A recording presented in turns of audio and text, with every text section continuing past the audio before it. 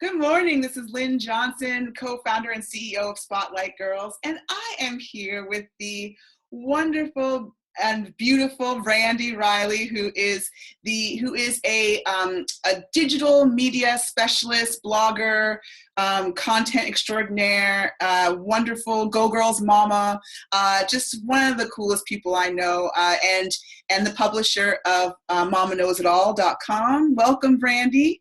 Thanks, Lynn. Thanks for having me. Thank you for being here.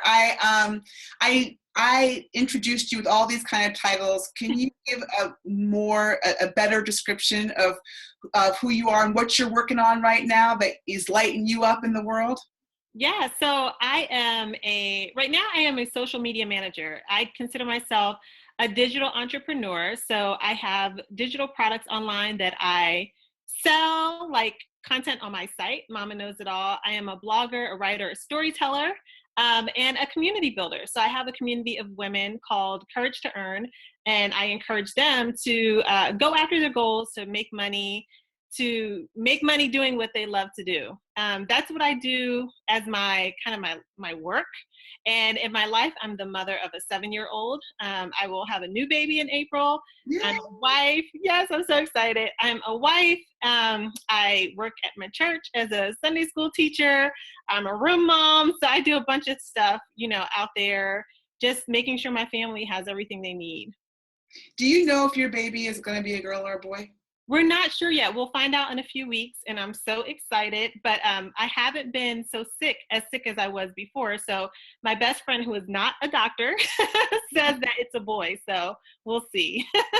Interesting. Okay, cool. I'm wondering, your Courage to Earn program is just so amazing, and I know that you do work with She Knows Media as well, and I got a chance actually to talk to Samantha Ski on one of these about She Knows a little bit, and with your work in Courage to Earn, like the focus on women as content creators and women who are able to really make money doing that work. Talk about that.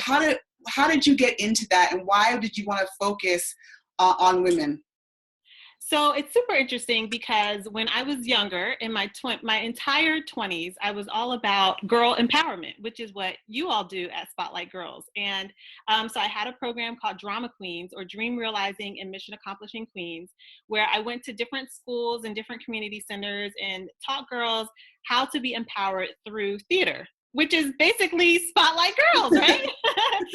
And then as I got older, I started working at a nonprofit where I wrote curriculum that was based on the arts to teach kids science and math and all that kind of stuff. And so I expanded from just working with girls to seeing that there was a need for strong leaders in the boys space also. Mm-hmm. Once I had my daughter, I was a single mom, just my priorities changed.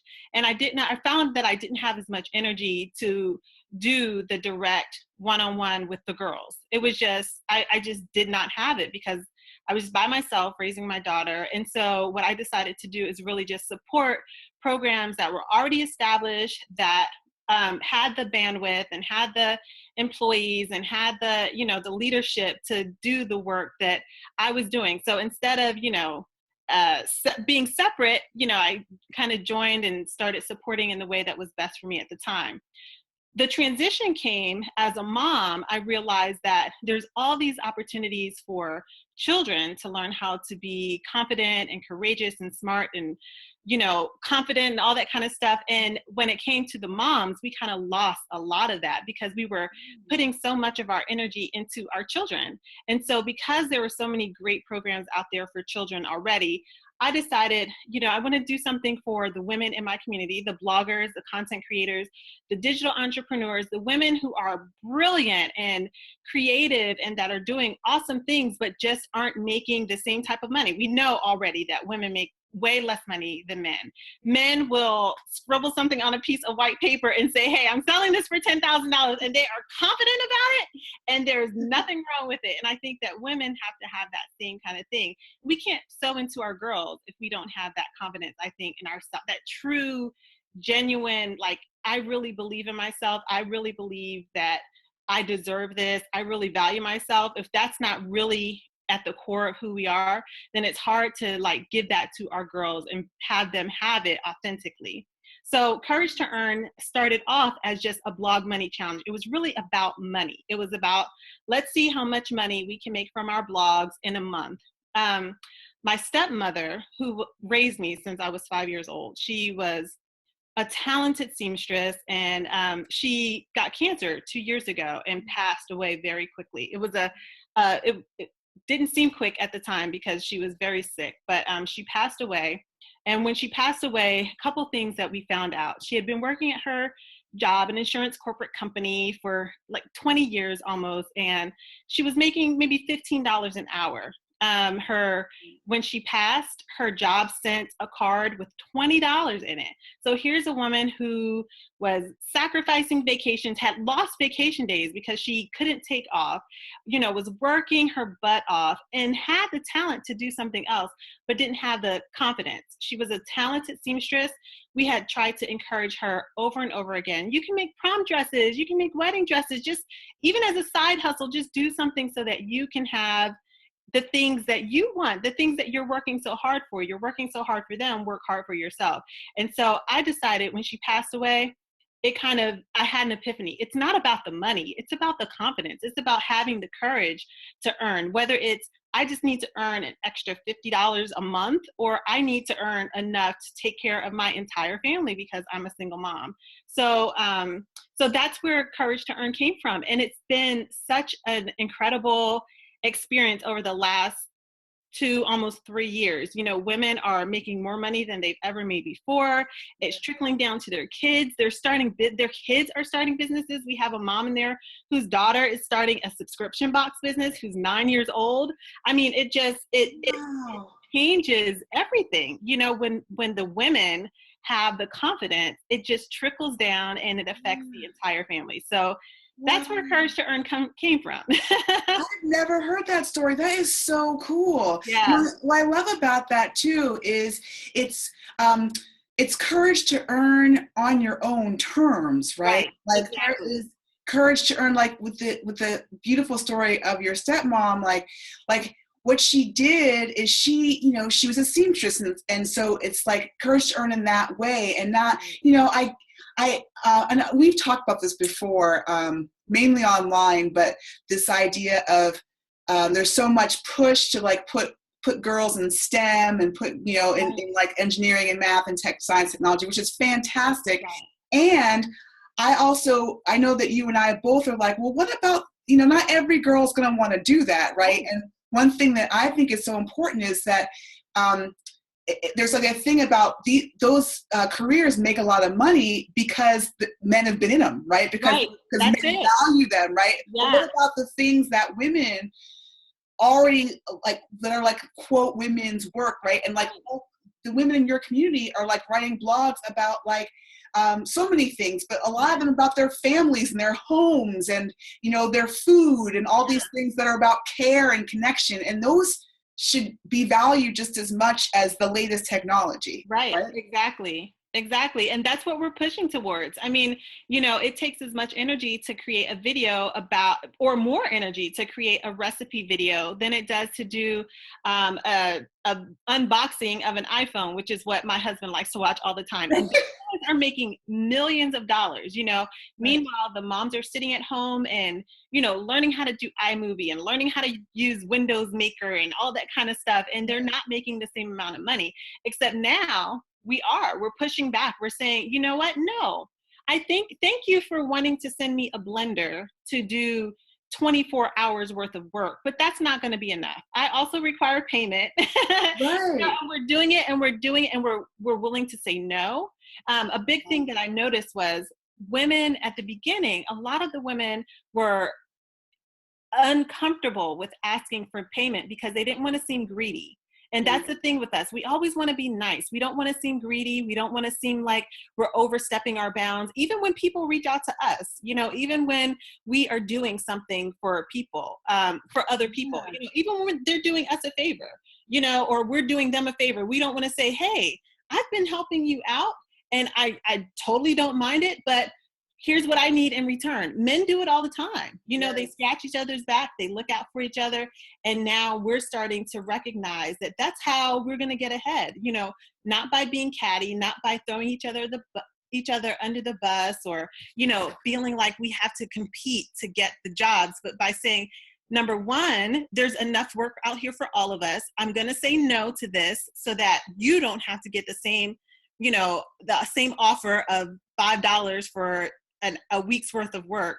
And the other thing is happening is I'm going to start doing my own I'm going to create my own businesses. I'm going to create my own products. I'm going to hire you to do my graphics or to be my spokesperson or my ambassador. And we're starting to pay each other to do stuff now, which is really amazing. Like, it's just, it grows. It definitely grows when you start supporting and dealing with the heart part of it, you know, the heart part of the work that we're doing. That's when you see so much change happening, and it's exciting. It's so exciting to me. The community of bloggers and digital entrepreneurs is so generous, and it's so connected. And you would think that, you know, with all these like millions of blogs out there, that people would be competitive, but it really isn't. It's really all about, it's because it's the internet. So it's all about interconnectedness, and it only actually works if we're connected. So it's like this kind of feminine paradigm, right? Yep, exactly. Yep. It's so cool. Yeah.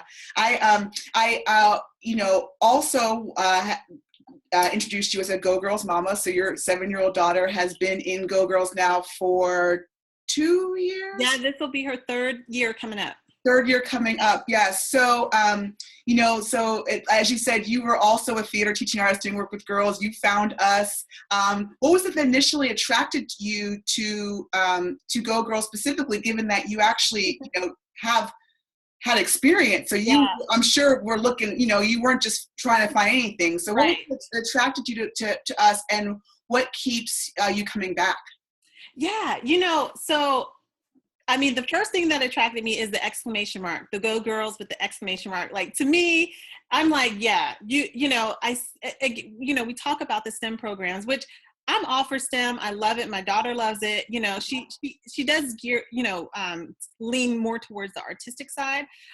But, you know, STEM, there's not a lot of exclamation mark or glitter or pizzazz, you know, and knowing my daughter and seeing that and knowing what is lacking often in the schools with girls and girl education, that ability to just be excited, to just be happy, to just be enthused about whatever, you know, that really drew me to the program.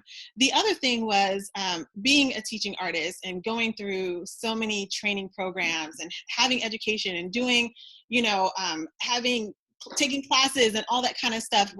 There was a real pedagogy, you know, behind Go Girls. There was a real philosophy behind the work, you know, so it wasn't just, let's just get all these girls together, throw them in some costumes and do some theater games.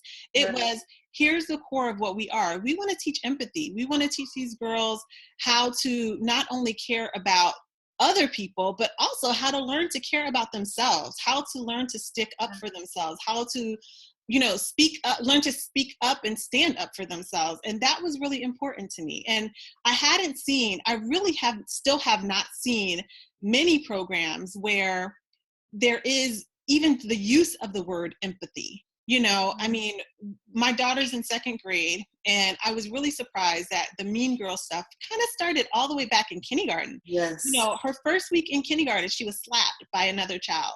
And we had to talk to the teacher and all that, you know, and I think it has a lot to do with the kids not understanding, you know, not having a place to learn how to express those feelings. You know, a lot of places are just, you know, you do something bad, you get disciplined, you know, but it doesn't take the time to say, and this is kind of like starring Celia, which is Allison's book, but it's really the same, but there's not really a place to say, why did you do that? Like, why did you feel like you had to do it? What happened that made you feel this way? And then to the other child, how did you feel when this happened to you? You know, so because most schools don't have the ability to do that because there's just not that much time, I was looking for some place that could help me to do that. My child is super sensitive. She's very, very kind and soft-hearted, you know, and so I could see her growing up and being steamrolled a bit, because when the child slapped her, she, you know, she didn't do anything, which is good, you know. Right. His mama would have slapped her back, which is not good. That's not a Go Girls thing. That's from back in the day, me growing up in Philadelphia. But you know, she never would. Like, she would never hit another child back. She would never call another child a bad name or anything like that's just not the way that she just doesn't do that type of thing. But I which is great, but at the same time, I wanted her to still have those skills to learn how to stick up for herself without having to resort to violence or bad names or anything. And I saw that in Go Girls. You know, I saw that in the Starring Celia book that was on the website, you know, that was a theme. I recognized the founders really understood real issues that girls deal with. And that's something that you don't see in many programs.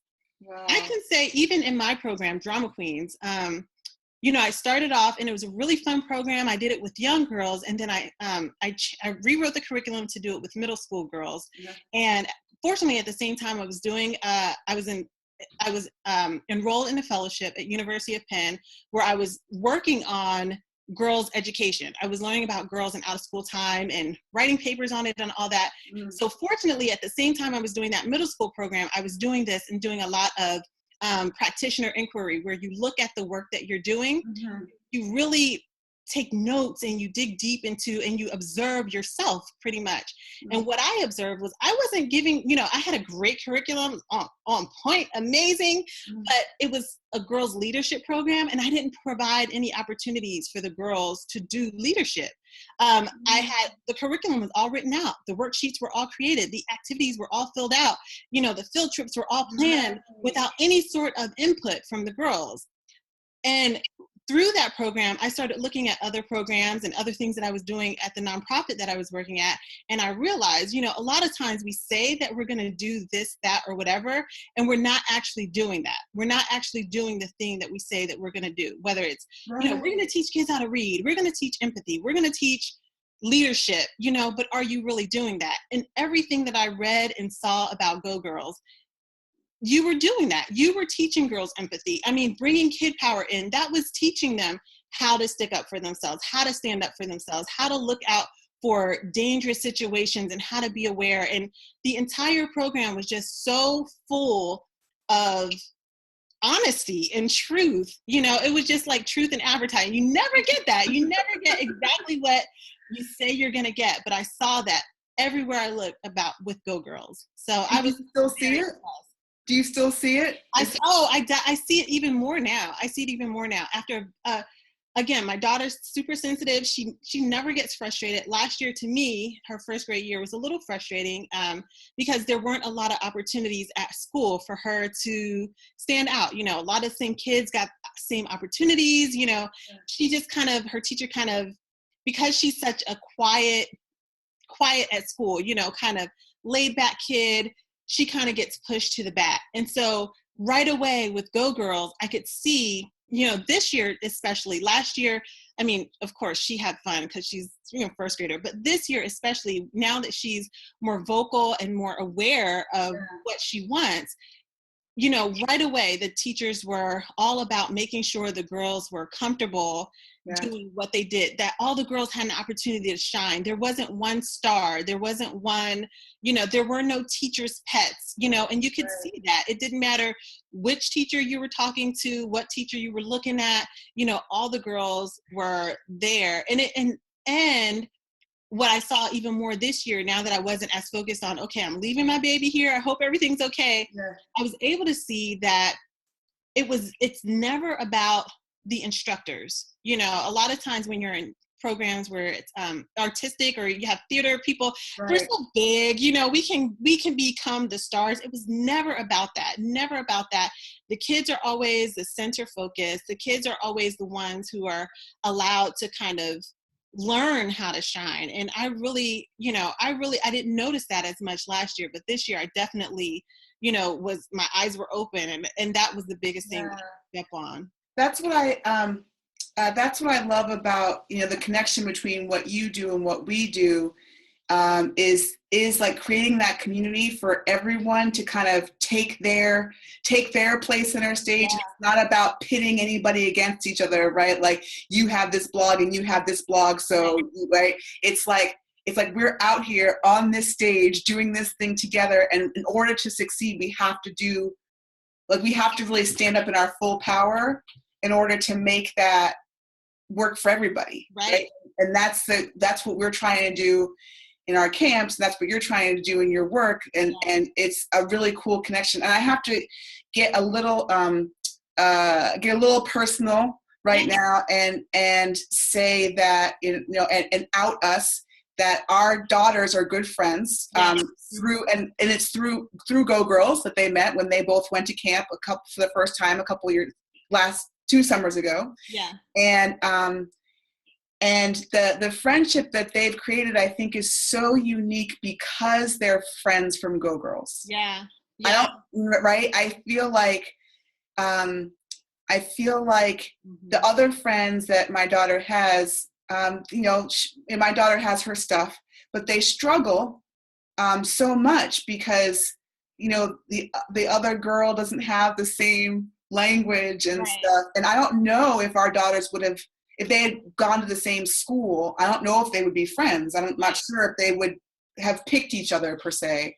But there's something about the fact that they're friends in Go Girls, to toot my own horn a little bit, I think is a big part of it. And they're able to, you know, when my daughter's getting kind of in her face, you know, your daughter can be like, please stop it, you know, and like there's a respect for boundaries. Yeah. It's so beautiful to see. It's definitely her strongest, I would say her strongest friend, her most effective friendship.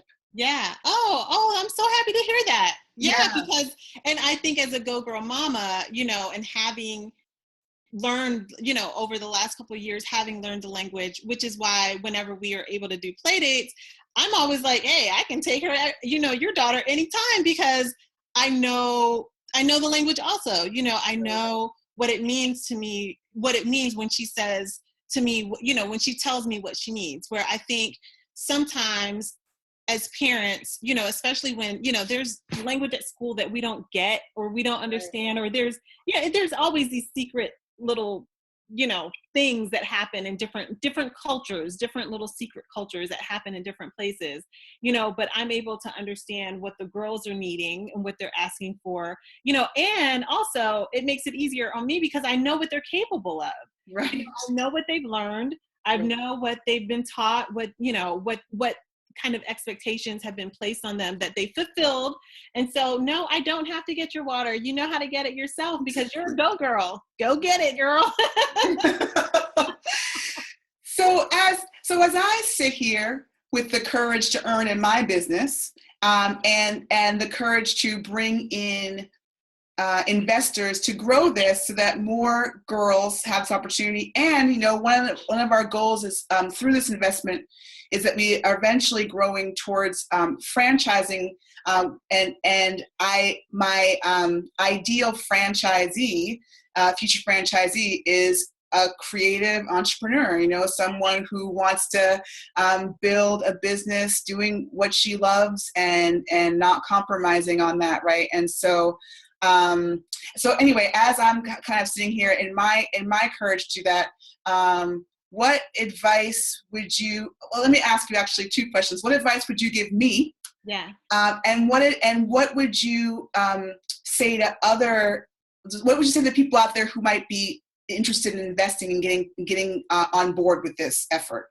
Yeah. So the first thing, the advice that I would give to you is definitely to continue to tell your story, you know, starting all the way back at the beginning, because I think that, you know, people understand. I mean, I think when you start talking about it, when you start talking about your experience as a teaching artist and what it meant to go into classrooms and, you know, having that first glitter and Raz camp with, you know, in a small room, which is, you know, girls and boys at that time, you know, and I think people can start thinking about, yeah, I remember my first like art experience or my first experience with that. I remember the first time I felt like I was heard by an adult, or, you know, an adult was listening to me, you know, so being sure to share, definitely to share those stories, because that's the thing that I think will draws so many people to Spotlight Girls right now.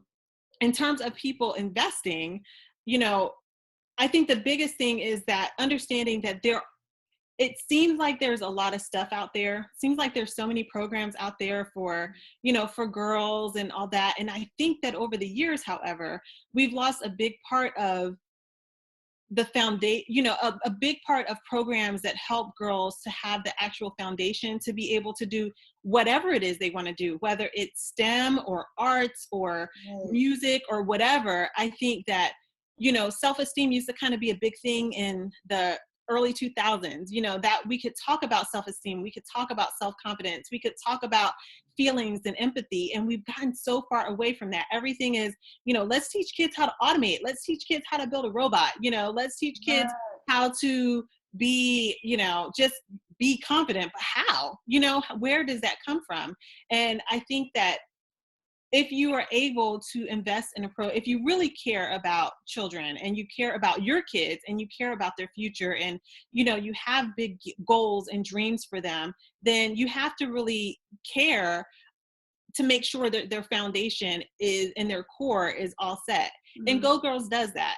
And I think especially where we are with a society that is so big on social media and, it's so see me reaction, just everything is so fast, being able to bring young folks together, not just the girls, but the teachers too, the instructors as well, to be able to bring young folks together and to teach them how to actually engage in person. I mean, that is that's something that we're losing, and it's coming back.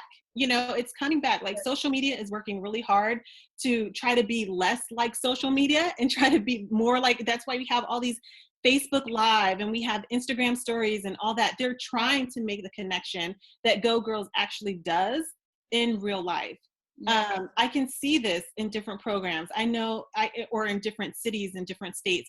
I've worked as a teaching artist in North Carolina and in Philadelphia and in just all over the place. And I know that each community has different needs, and they have different cultures that might have unique situations going on, but Go Girls across the board, in my opinion, covers all of that, because it's not so much about how can we be more alike, but it's how are we different and how can we celebrate that? My husband and I have actually been saving to invest ourselves before the end of the year because we believe in the program so much. We're not rich. My husband works at a nonprofit. I am, I work in social media, but I work from home. So you guys can imagine that. And we live in the Bay Area, which is like one of the most expensive places in the country, but and we're about to have a child, but this is something that's important to both of us. He, with his degree, his master's degree in educational administration, he has studied education and he's dug into it and he understands and has seen the change that it makes, not just in our daughter, but in friends who have enrolled in the program too. And we just want to be a part of that. If you want to make a change, this is a really low cost, but big impact way to make sure that you're doing the work to make this world better for all of our kids. So that's my story, and I'm sticking with it. I love it. I love it so much. Thank you, Brandi, for this. Thank you for joining me. I love talking to you as always. And let's just keep out there supporting our girls and women and doing it, right? Absolutely. Making the money, doing the stuff. Yes. I'm so proud of you, Lynn. I'm so proud. Just Go Girls is just I just love it. I love the songs. I love the art. I love everything I love the way my daughter comes home and she's just excited and, helpful. It's really a special program. And I'm just proud of you and your entire team. I'm just incredibly proud. So I'm looking forward to big things. 2017 is going to be here. Yeah. And Spotlight Girls is going to be everywhere. So I'm excited for this. Thank you, Brandi. Thank you so much. I'll see you soon. All right. See you soon.